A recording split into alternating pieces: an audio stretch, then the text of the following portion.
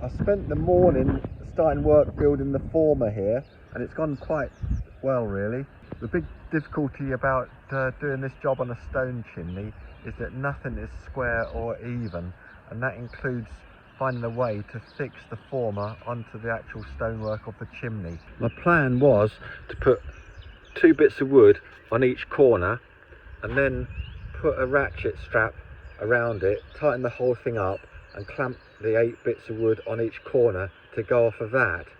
Luckily though, on this chimney we've got this slate plinth, so I've managed to build off of there, and I've put some spacers underneath and the whole frame has gone level. When you build the first part of the former, it's best to just put in one length, screw onto the end of it loosely, and then on the next one again screw into the end of it until you get round to the last one. Put a couple of screws in there, and then you can tighten it up, and it actually clamps around the chimney once you've leveled the whole thing up with a spirit level. I've now added some roof battening onto the outside of the 3x2 so that it's a bit of a wider plinth, and then I've got this 20mm quadrant which is going to be the former for the drip rail. That'll hopefully mean that when the water runs off the concrete and maybe gets blown back underneath, the drip rail will stop it and it'll just drip down off the chimney. I've now got this bit of 6x2 which I'm going to use as the side of the shuttering, so I'm going to screw that on the side there, and that should mean that then I can fill it full of concrete and it should all be about the right height.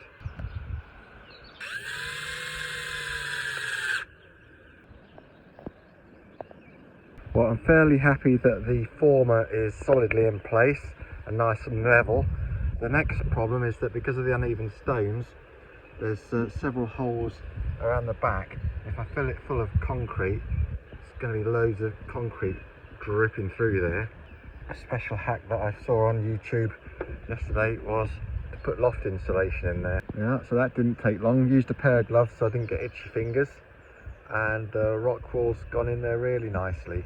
It's easy to poke down with a stick and it shouldn't be affected when it's got wet concrete on it. So next thing now is make some concrete.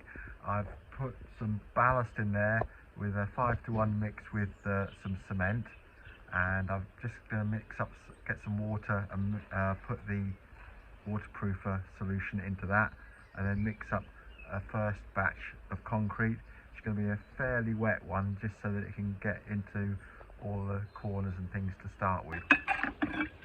So that's the waterproofer mix, 7.5ml of waterproofer, 2.5 litres of water. And I'll slowly add that into the concrete. So I'm just putting the concrete around the edges first, and I just want to make sure that I get right into the nooks and crannies, don't leave any air bubbles, so that the former leaves a good shape. Okay, we've got to get busy now. Well, thank goodness that the cement mixer's arrived. There we are. I think I'm going to call it quits at this. Wait a few days now and just see what it dries like. Tomorrow, if it's good weather, there'll be ridge tiles and pointing to do. Look at that jaunty angle on that chimney pot.